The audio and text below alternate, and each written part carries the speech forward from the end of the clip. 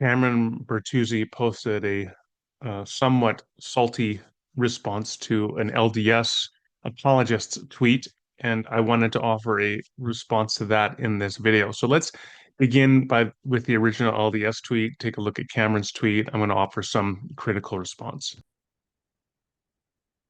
So this is from a popular LDS Twitter account called Thoughtful Saint or Thoughtful Faith.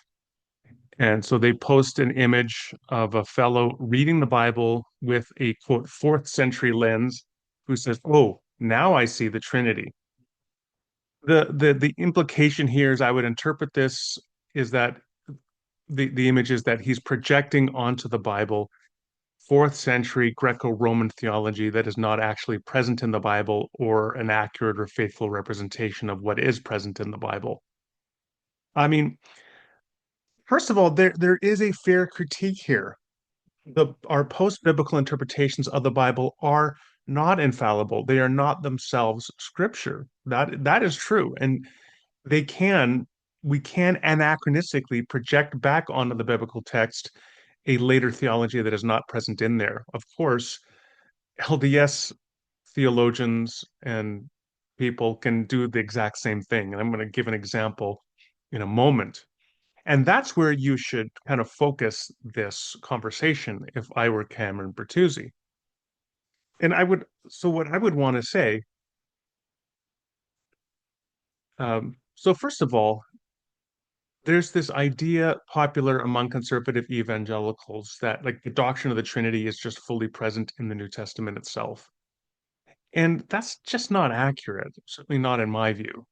I like to point people to Steve Holmes, friend of mine. I went to school with him back 25 years ago doing our PhDs together. He was an older contemporary of mine at King's University in London, England. And he's written a book called The Quest. I believe it's called The Quest of the Trinity or The Quest for the Trinity. It's a great intro primer. Understand how the doctrine of the Trinity developed in a post-biblical context as the church's interpretation of the biblical documents.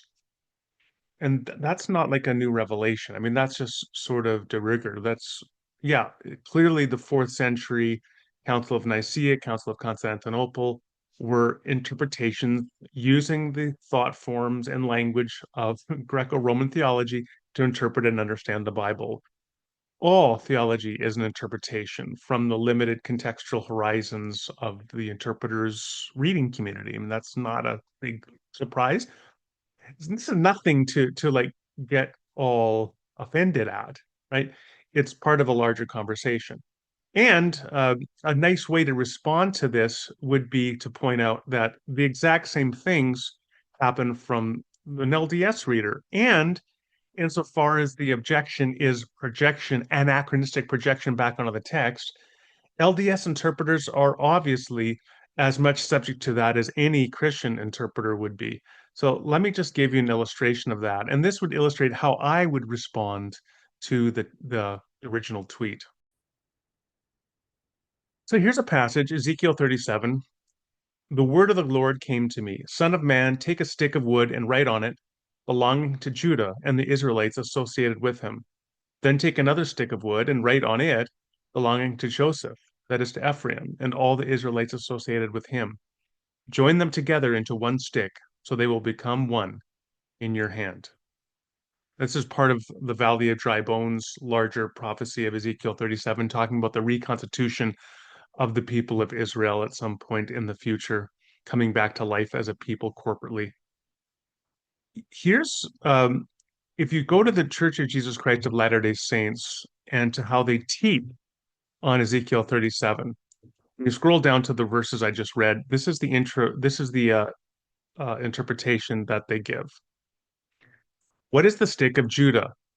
The Bible. And then they're directing the teacher how to teach the passage. Hold up a Bible with one hand and explain that the Bible was preserved primarily through the Jews, many of whom were the tribe of Judah. What is the stick of Joseph? The Book of Mormon. Hold up a copy of the Book of Mormon with your other hand and explain that Lehi and his descendants, some of whom kept the records now contained in the Book of Mormon, were descendants of Joseph. So, sort of the standard LDS interpretation of these two sticks is that they are a prophecy representing the Bible and the Book of Mormon.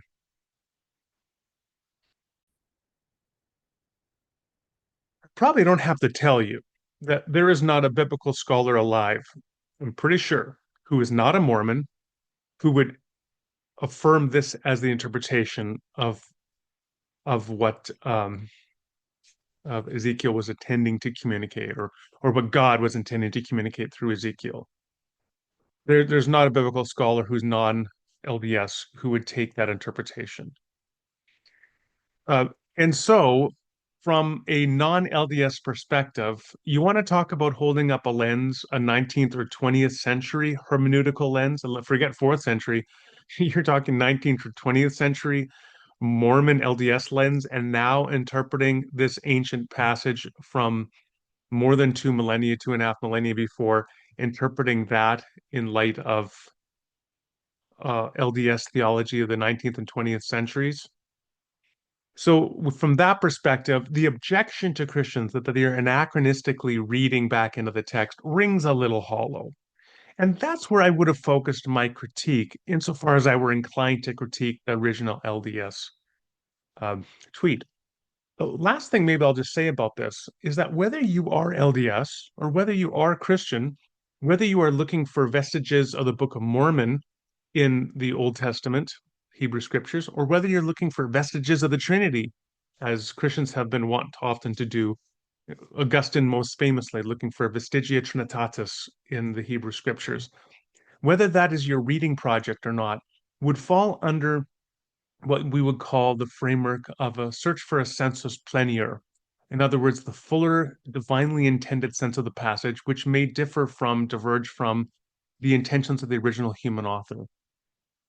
Having said that, then, a Mormon could say, well, Ezekiel need not have had in mind the Bible and the Book of Mormon when he wrote this, but the sensus plenior, the fuller sense of the text from the interpretation of a Mormon reading community, is that this is the Bible and the Book of Mormon. And a Christian could look at Genesis 3:15, which talks about the seed of the woman bruising the head of the serpent as an anticipation, a prophecy of the coming of Christ, and say the sensus plenior of Genesis 3:15 is the coming of Jesus. Each one of them is taking a particular reading tradition and interpreting the text in accord with that tradition. Now, you might be wondering, well, how does anybody just do what's right in their own eyes, and anybody can project back onto the text any meaning that they want from whatever the presuppositions of their reading community are? And the reality is, to some degree, yes, it's always possible.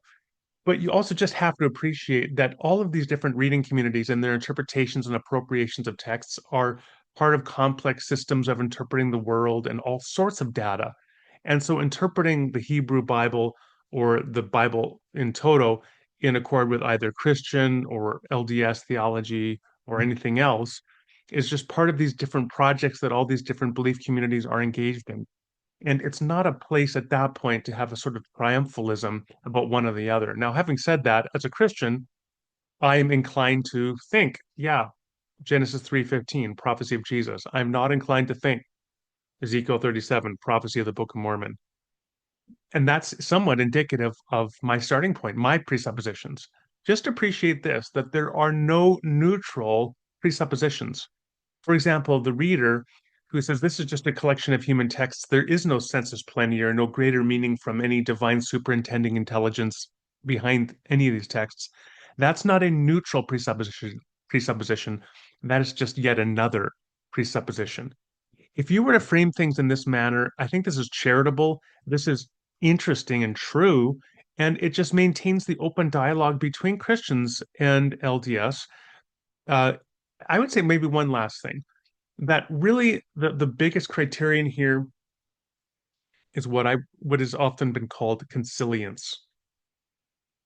And consilience just refers to the fact of a theoretical interpretation of data providing a very satisfying interpretive framework for multiple independent lines of data. And to my mind, the Christian interpretation of various biblical passages is overall the most consilient. interpretation. The LDS is not. That's my view. Of course, an LDS person may disagree with me, and you could continue to converse with them about that. But that's how I would approach this. Now I want to come to Cameron's response to the original passage. I think it is fair to say that Cameron does not take my approach. This is what he says. One group, that is the Christians, uses philosophical reasoning and theology to form their worldview. The other uses magical rocks and hats. So that's kind of a mocking approach. First, so Cameron's correct that Christians are using philosophical reasoning and theology to interpret post-biblically biblical documents. And that's what they've always done, as I've argued. But to claim that LDS people do not do the same thing is a little bizarre. Of course, they have their own philosophical reasoning and theology by which they interpret the text. For example, they use the word God in a fundamentally different way than Christians do. They are have a materialist understanding of reality, which is interestingly maybe like Tertullian's view of materialism, um, which is very different from the perspective of most Christians. And through this, and through particular authorities they accept that Christians don't accept, like the teaching authority of the LDS Church, they interpret the Bible in that manner. They're on a similar project to what Christians are on, but with different sets of authorities and different data, different arguments, different presuppositions, etc. So just to characterize Christians as using philosophical reasoning and theology and Mormons as using magical rocks and hats is just churlish and uncharitable and false. Now, the other thing that I would want to just conclude with this is so when Cameron talks about them as using magical rocks and hats, of course, the off-putting, sarcastic, mocking nature of that statement is really unpalatable for a theologian.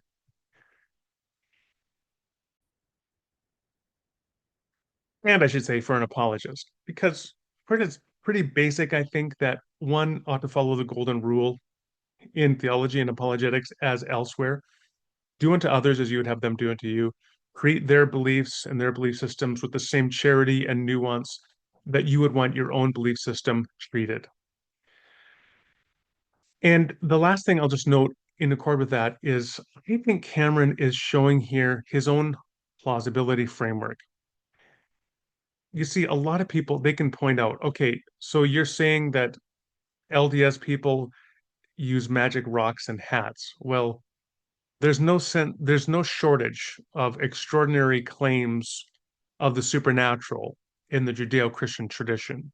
Everything from floating axe heads to divine beings that are three equally distinct persons, or single beings that are three equally distinct persons as a divine being. I mean, that's pretty extraordinary too, right? The fact is that Cameron is okay with floating axe heads and triune divine beings because of a Christian plausibility framework through which he interprets the world and in which certain truth claims are just accepted at face value and they seem credible to him. He doesn't interpret the world as an LDS person, so he's inclined to mock that as dismiss it as magical rocks and hats. In the same respect, as if you're not a naturalist, you're not inclined, for example, to think that consciousness could emerge through undirected natural scientific processes. You might find that to be the extraordinary claim. Every belief system has something that is going to appear extraordinary to others who do not share that belief system's plausibility framework. That's true of naturalists and atheists, humanists. It's true of Mormons or LDS. It's true of Christians. Just to frame others by essentially what he's doing here, he's kind of giving like the flying spaghetti monster brush off to LDS theology. It's like the flying spaghetti monster to him. Well, of course, Christian doctrine is like the flying spaghetti monster to many other people. And so this is what we call people living in glass houses shouldn't throw stones. And it's just unfortunate. So to conclude, I don't think that this is a helpful way to engage with our LDS friends.